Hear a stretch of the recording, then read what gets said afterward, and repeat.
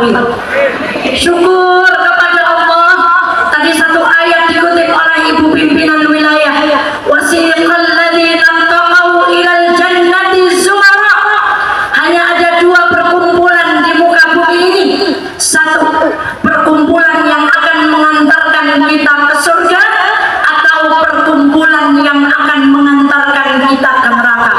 Dan insya Allah hakul yakin, perkumpulan kita hari ini di alun-alun Wonosobo adalah perkumpulan yang akan mengantarkan kita ke surganya Allah Subhanahu wa ta'ala. Amin ya rabbal alamin. Shalawat dan salam semoga senantiasa terlimpah kepada baginda Muhammad sallallahu alaihi wasallam. Bapak Ibu Aisyah Muhammadiyah, mau masuk surga atau mau masuk neraka? Ulangi lagi, surga atau neraka? Tapi perilaku kita sehari-hari, perilaku ahli surga atau ahli neraka? Jadi kalian boten kompak. Aron sadaya. Maka Ibu, hari ini kita tunjukkan perilaku ahli surga. Ahli surga dengan sampingnya saling sapa. Ahli surga nggak mungkin buang sampah sembarangan.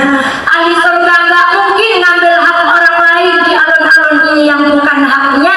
Maka ya Allah, sallallahu ala nabiyina Muhammad, semoga jamaah kita semuanya hari ini kelak layak mendapatkan syafaat baginda Muhammad sallallahu alaihi wasallam.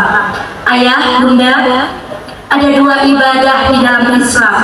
Satu, ada yang ibadah terlihat nampak kita lakukan dengan fisik kita, sholat, puasa, zakat, itu nampak dengan fisik. Tapi ada ibadah yang harus kita lakukan dengan hati kita. Apa kata para ulama? Yang pertama, ibadah hati yang utama itu ridho. Sing boten angsal kursi ridho, sing boten uman senek ridho, sing boten uman tenda ridho. Tapi ada tamu yang saya suruh pindah-pindah duduknya tetap ridho. Pokoknya apapun, kalau ibadah hati kita kuat, gak dapat kursi, gak dapat senek, gak dapat iup-iupan, sanggup kiambak tetap apa bu? Ridho. Garwane orang yang ganteng ridho. Bapak istrinya nggak begitu cantik, nggak apa-apa, tapi insya Allah salihah seperti ibu-ibu Aisyah. Ibu lagi suaminya duitnya nggak begitu banyak, ridho. Bapak istrinya nggak dengan berani seketap jawabnya 10 ketap, ridho. Pokoknya kalau jadi orang ridho itu enak. Maka ayo beserta wisata dakwah Kabupaten Wonosobo hari ini ganti nama jadi Pak Ridho dan Bu Ridho. Sekarang yang kedua adalah syukur. Nah ini contohnya nyaman nih. Sing boten kuman senek syukur. Sang dewek Pak Bupati, ini yang mendanai tenda kursi itu salah satunya yang nggak dapat kursi. Gak apa malam bu? Milu urunan, tapi bukan milu lembah yang tenda. Tetap bersyukur, tetap niku jenenge Aisyah. Masya Allah, tak perlu terlihat seperti garam, tapi rasanya dirasakan oleh tamu-tamu kita. Insya Allah tamu-tamu kita dari masing-masing kabupaten gembira datang ke Wonosobo, asri, aman, sehat, rapi dan indah. Bu Ridho kali Bu Sinten nembe Bu Syukur, Pak Ridho kali Pak Syukur. Mboten kenging ngeluh tekan bubar, nggih. Nah, ngajine sejam apa sejam mawon? Nah, saestu. Masya Allah, kita masuk materi pengajian. Ibunda sekalian yang dirahmati Allah, Nabi kita Muhammad sallallahu alaihi wasallam pernah bekerja sebagai penggembala. Putra dari Nabi Adam alaihissalam berprofesi sebagai peternak sayur. Nabi Daud berprofesi sebagai pembuat pakaian besi, dan banyak kisah lagi bahwa nabi-nabi dicontohkan memiliki pekerjaan yang luar biasa. Maka ayah bunda, sesuai dengan tema hari ini, kita akan belajar apakah hanya laki-laki yang harus memiliki peran yang hebat, atau kita perempuan juga bisa menjadi pioner kebahagiaan umat, kemajuan bangsa, dan kemajuan di Kabupaten Wonosobo. Maka izinkan sebagai kisah pertama hari ini, saya akan menceritakan tentang kisah seorang perempuan yang mendapatkan salam dari Allah dan mendapatkan salam dari malaikat Jibril alaihissalam. Suatu hari Jibril datang menemui baginda Muhammad SAW. Jibril berkata, "Ya Muhammad, itulah Khadijah. Sebentar lagi Khadijah akan datang kepadamu ya Muhammad, membawa minuman, membawa makanan, dan membawa oleh-oleh untukmu. Nanti kalau Khadijah datang ya Muhammad, sampaikan, katakan kepada Khadijah, dia mendapatkan salam dari Allah dan mendapatkan salam dariku malaikat Jibril alaihissalam." Ibunda sekalian dirahmati Allah, alangkah hebatnya perempuan yang akan kita contoh. Tidak hanya mendapatkan salam melalui sosial media seperti kita dapat like senang, di love senang, di pokoknya senang. Khadijah mendapatkan salam dari siapa ibu bapak? Allah, dan mendapatkan salam dari malaikat Jibril. Dan katakan kepadanya, "Ya Muhammad, dijanjikan dua hal di dalam surga kepada Khadijah radhiyallahu anha." Apa kata malaikat Jibril? Khadijah akan diberikan rumah, yang rumah Khadijah punya dua ciri-ciri. Ciri yang pertama, kata malaikat Jibril, rumah Khadijah di surga tidak ada kelelahan di dalamnya. Rumah Khadijah di surga tidak ada kebisingan di dalamnya. Maka kemudian para ulama hadis mencoba membuka apa hikmah yang bisa kita ambil, kenapa Khadijah mendapatkan rumah yang tidak ada kelelahan di dalamnya. Ibu, saya tahu panitia semuanya saya, ibu-ibu datang dari masing-masing kabupaten saya, di perjalanan saya, jalannya saya, mungkin ada yang sanggulnya terbatas, tapi tetap ingin hadir di wisata dakwah. Tapi ketahuilah, sayangnya kita berjuang di agamanya Allah, besok akan diganti insya Allah dengan tempat di surga yang tidak ada kelelahan di dalamnya. Ibu-ibu Aisyah, pegang tangan masing-masing. Sampun bu, mbon wonten kapale napa dereng? Mbon, ciri-ciri perempuan yang masuk surga niku nek astone medal kapale. Napa bu? Nonggo ditingali bu. Kenapa keluar kapalnya? Banyak melayani suami, melayani anak-anak, ngumbai masai, natak lambi, terus itu main barang apa betul bu? Oh betul, masya Allah. Pokoknya yang belum kapalan, kita hidup bergabung di Aisyah, kemudian bekerja kesana kemari, ngurusi apa baik, nek mun kapalan insya Allah alamatnya pun di surga. Sing sareng kapalan pokoknya gini-gini cepat-cepat. Tapi ciri-ciri yang kedua, selain rumah Khadijah tidak ada kelelahan, karena beliau berlelah-lelah di dunia. Semua niaganya dihabiskan untuk dakwah Rasulullah SAW. Semua kekayaannya diberikan kepada suaminya. Makanya Rasulullah SAW tidak bisa menggantikan kedudukan Khadijah di dalam hati. Maka itu ini PR supaya besok kalau kita kok ditakdir mau kita dulu atau suami kita dulu bu, apa pingsut rian bu, kalaupun harus kita yang duluan, pastikan suami kita besok berkata, ketika banyak perempuan yang menawarkan diri kepada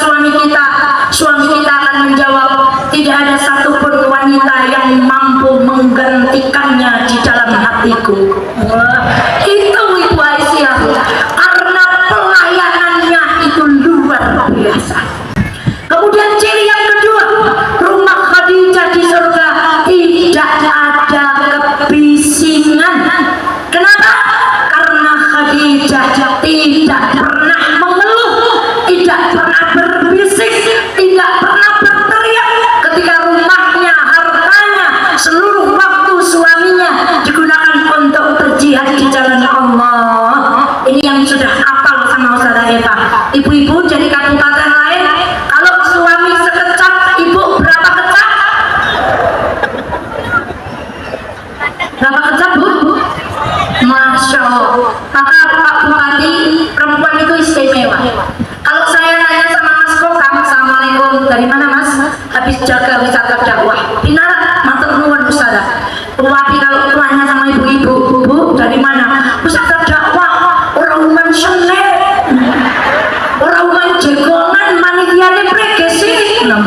Padahal tadi pertanyaannya apa, Bu? Dari mana? Jawabannya harusnya wisata dakwah itik napa koma? Nek wong wadon kathah omane niku berarti tutuke kathah mengane. Mergane keturunan Hawa. Coba Ibu matur Hawa ya. Terakhirnya apa? Nah, mulane sing seneng komentar siapa? Tapi bukan ibu-ibu Aisyah Karisitinan Teduh yang cerewet tidak taat sama suaminya adalah ibu-ibu di benua Antartika. Nah, Masya Allah. Bapak sekejap, Ibu berapa kecap? Masya Allah. Betul Ibu, mulai hari ini Ibu oleh-oleh dari Wonosobo. Jawaban istri solihah itu hanya 3. Berapa Bu? Tirukan Ustazah Eta. Iya, baik, boleh. Ulangi lagi. Kita tes. Ibu pejetita lebare gorengnya kejang ya, lebare kujungna banyu pengen adus banyu anget.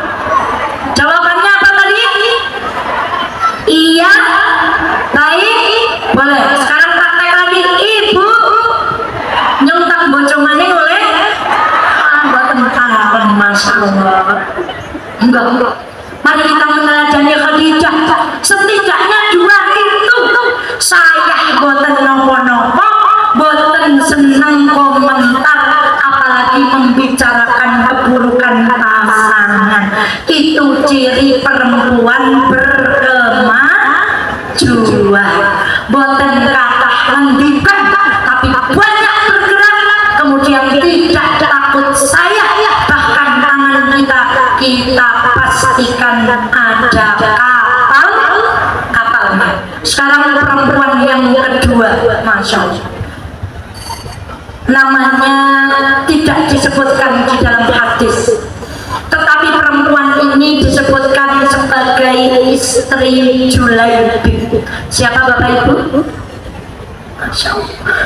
Julaibib adalah sahabat Rasulullah yang pendek, hitam, miskin, tidak jelas siapa luar-luarnya, keturunan sinten, tidak ada kumpulan bani-bani yang memuliakan Julaibib. Suatu hari Rasulullah SAW datang kepada Julaibib, berkata, wahai Julaibib, kenapa kau tidak menikah? Kata Julaibib, sinten sing porong kalih kula Kanjeng Nabi, kula enggak, elek, miskin, tidak terkenal. Tapi apa kata Rasulullah SAW? Ya Julaibib, begitu pandangan manusia kepadamu, tidak dengan Allah Subhanahu wa Ta'ala. Maka Rasulullah kemudian mendatangi seorang keluarga Ansar yang di dalamnya ada anak perempuan. Lalu Rasulullah berkata, wahai bapak, tarang boten kalau anakmu tak lamar saya. Kata laki-laki Ansar ini, sami'na wa ata'na ya Rasulullah, sinten sing boten kurang kalau putranya mau diperisti oleh baginda Muhammad sallallahu alaihi wasallam. Tapi Nabi Muhammad berkata, bukan untukku, melainkan untuk Julaibib. Kata laki-laki ini kemudian mangkirian Kanjeng Nabi, mawi badhe kagem Julaibib, kula tak rasang kalih bojo kula. Kemudian beliau kondur menemui istrinya, Bu, anak wedoke dilamar oleh Rasulullah. Ditampak baik. Tapi kata suaminya, tetapi bukan untuk baginda Muhammad sallallahu alaihi wasallam. Lanjut besoso untuk Julaibib. Ibu, nek putrane ajeng dilamar pun mudah kados niku parah apa mboten? Jujur mawon yang seket liyane ngeten Ibu. Masya Allah. Apa kata Ibu ini? Kalau untuk Julaibib tidak. Tapi apa yang terjadi di balik tirai? Ada seorang perempuan yang mendengarkan percakapan kedua orang tuanya. Lalu perempuan ini keluar, wahai ayah ibu, tidakkah tadi adalah perintah baginda Muhammad SAW? Maka wahai ibu, wahai ayahku, nikahkan aku dengan seorang pemuda bernama Julaibib. Allah. Singkat cerita, menikah perempuan ini dengan seorang sahabat Rasulullah bernama Julaibib. Ketika mereka baru jadi pengantin baru, Allah, Rasulullah memanggil panggilan jihad. Hati Julaibib bergejolak antara menunggu istrinya yang baru ia nikahi atau memenuhi panggilan baginda Muhammad SAW. Julaibib kemudian datang memenuhi panggilan Rasulullah SAW dan meninggalkan istrinya. Tahukah kita, singkat cerita, perang telah usai. Rasulullah mencari sahabat-sahabatnya yang gugur. Kata Rasulullah, aku kehilangan sahabatku. Sahabat yang lain menjawab, ya Rasulullah, fulan ada di sini, fulan ada di sini, fulan ada di sini. Kata Rasulullah, bukan dia yang saya cari. Saya kehilangan sahabat istimewaku. 3 kali Rasulullah bertanya. Ketika kemudian para sahabat mencari, ternyata pemuda bernama Julaibib telah ditemukan syahid, dan di sekitar Julaibib ada 7 orang kafir yang telah dibunuhnya. Jadi pemuda yang tadi pendek, berperawakan kecil, lagi miskin, tapi berhasil membunuh 7 musuh Islam. Apa yang dilakukan kemudian oleh Rasulullah SAW? Ditanggung jasadnya Julaibib, diminta sahabat untuk menggali. Kemudian Rasulullah sama sekali tidak meletakkan jasad Julaibib sampai yang lahat itu jadi. Kemudian Rasulullah berkata, Julaibib adalah bagian dariku dan aku adalah bagian dari Julaibib. Lalu apa yang terjadi kepada istrinya? Istrinya datang kepada Rasulullah SAW, lalu didoakan dengan doa yang sangat masyhur, Allahumma sabba alaihim sabba wala taj'al hayataha kaddan kadda. Kata Rasulullah, wahai Allah, curahkanlah kepada perempuan ini anugerah yang banyak dan jangan jadikan kehidupannya kaddan kadda, kehidupan yang sulit, lagi sempit, lagi menyesakkan dada. Tahukah kita ayah bunda, jandanya Julaibib menurut sejarah disebutkan sebagai janda yang paling banyak direbutkan oleh para sahabat Rasulullah yang lain. Kenapa Bapak Ibu? Mungkin sering-sering Julaibib, Masya Allah. Yang masih jomblo, semoga yang datang adalah 3T, tajir, tampan, dan takwa. Ibu, kalau hadis Nabi itu yang harus dihormati pertama siapa Bu? Ibumu. Yang kedua, ibumu. Yang ketiga, berapa jumlah ibu? 3 jumlah ibu di hadis itu. Kembali kepada istrinya Julaibib. Kenapa istrinya Julaibib menjadi istimewa Bu? Sami'na wa ata'na. Tidak ada kata tapi ketika Allah memerintahkan kita taat kepada suami. Sami'na wa ata'na. Ketika Muhammadiyah memanggil sami'na wa ata'na, ketika Aisyah memanggil harta kita, tenaga kita, pikiran kita, sami'na wa ata'na. Ketika Wonosobo memanggil kita menjadi bagian perempuan yang membangun peradaban di kabupaten ini, ucapkan apa Bapak Ibu?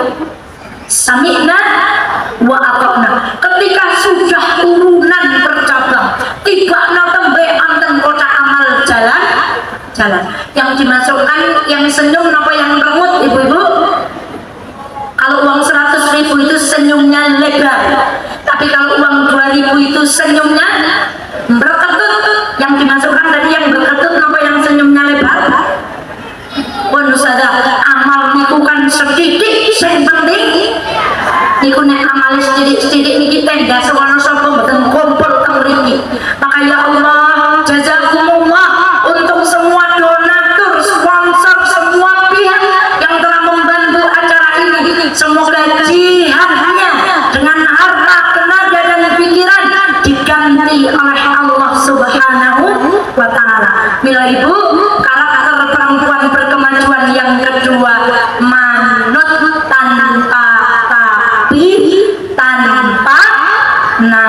ngerti. Wong kadang maju kan boten oleh manut kali kokang.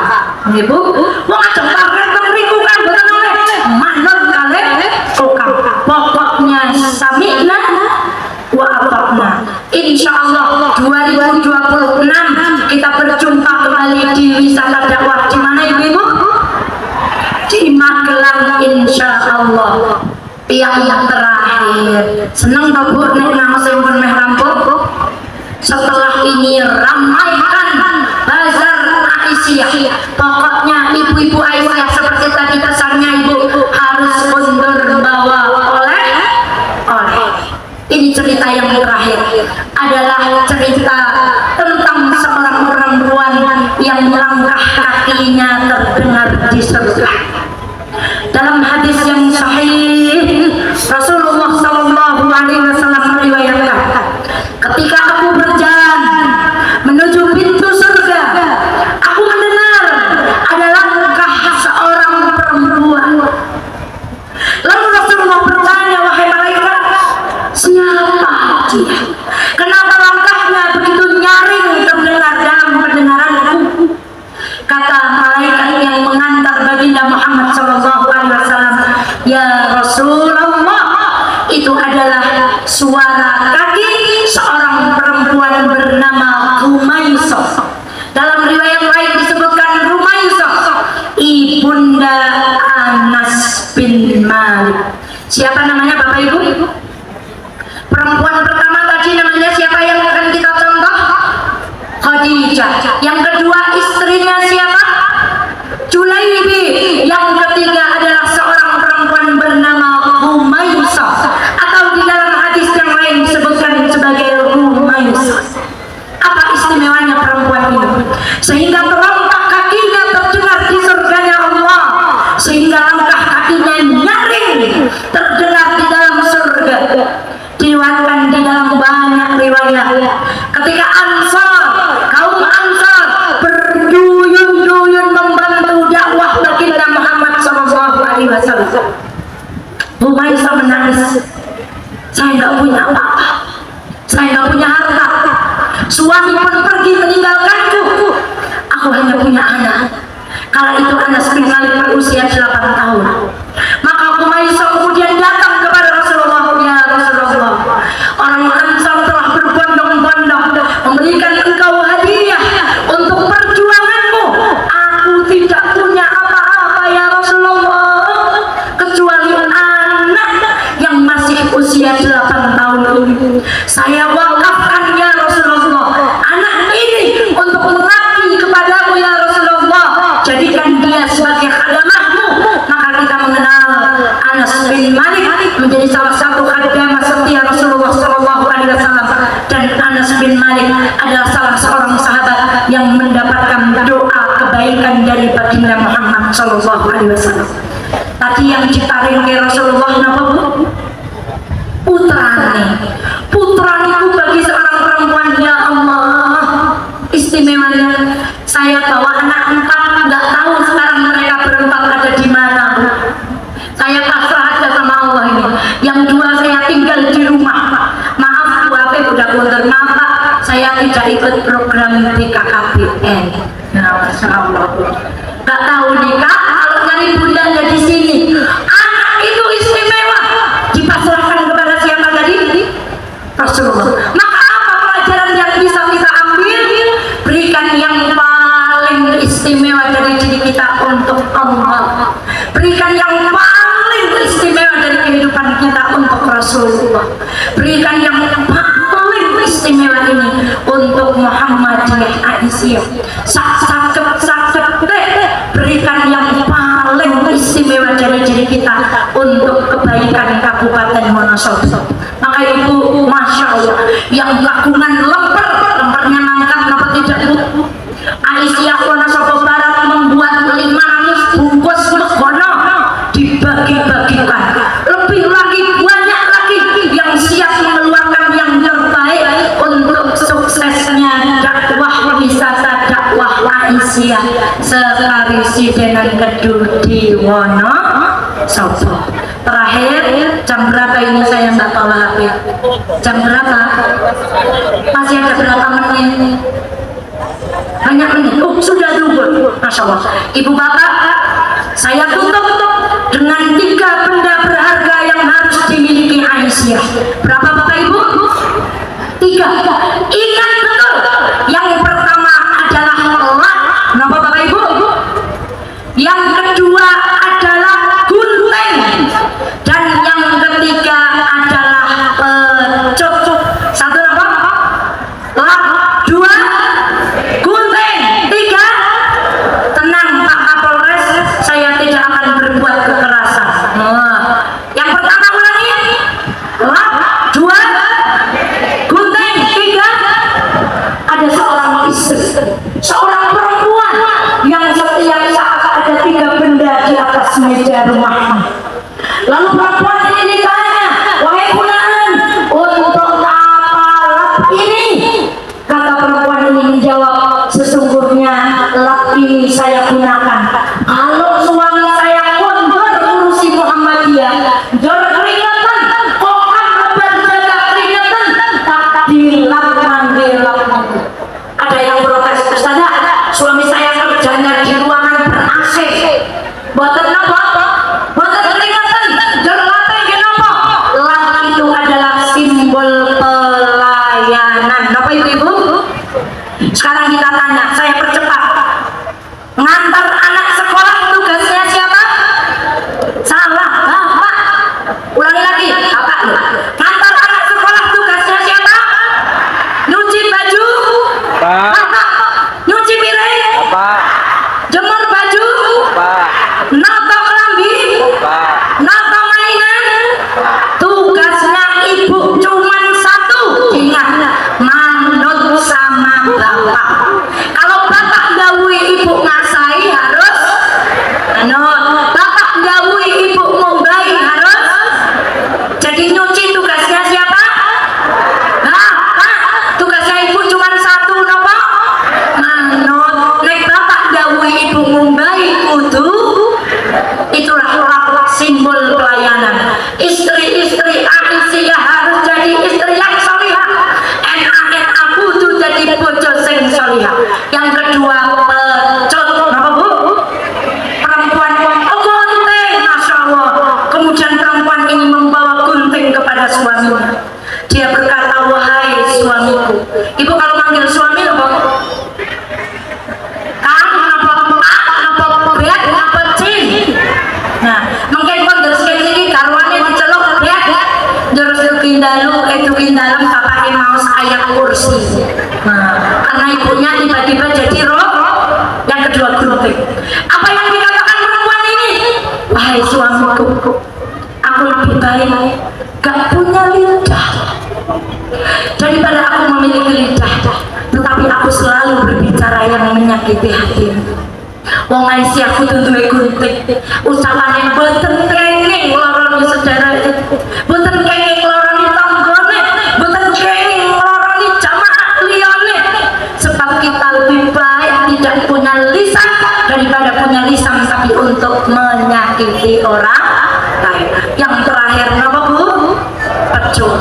Pecut ini dia bawa kepada suaminya. Dia berkata kepada suaminya, wahai suamiku, pecut saya.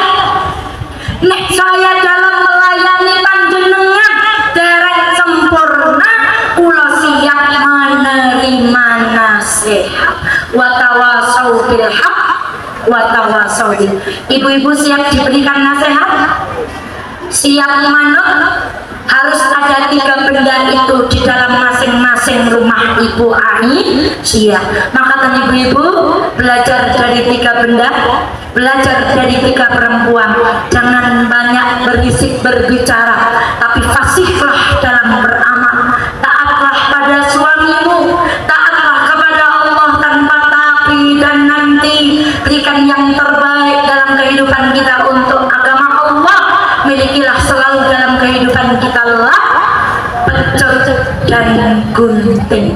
Maka ibu-ibu sekalian yang dirahmati Allah, saya tutup dengan pantun. Dicakapin ya, Mbak? ikan hiu muntah-muntah. I love you emuah-emuah. Masya Allah. Tepuk tangan buat ibu-ibu Aisyah semuanya. Masya Allah. Makatan selepas pangapunten, harusnya yang bicara di sini pembicara dari Jakarta. Tapi karena ibu tadi namanya Bu Ridho dan Bu Syukur, yang bicara Ustazah Eva ya ora apa. Alhamdulillah. Selepas pangapunten, kita doakan Bapak Bupati dan Bapak Wakil Bupati, semoga beliau berdua diberikan kekuatan pertolongan untuk membawa amanah Wonosobo menjadi baldatun thayyibatun wa rabbun ghafur, dan kehadapan ibu-ibu Aisyah Muhammadiyah, semoga perjuangan kita tuntas sampai Allah memanggil kita dengan predikat husnul khotimah. Astaghfirullah li wa lakum. Saya akhiri fi amanillah. Selamat berwisata dalam ketaatan, sholat rumiyin di jamaah, kemudian berwisata. Sampah tanggung jawab kita sendiri. Buktikan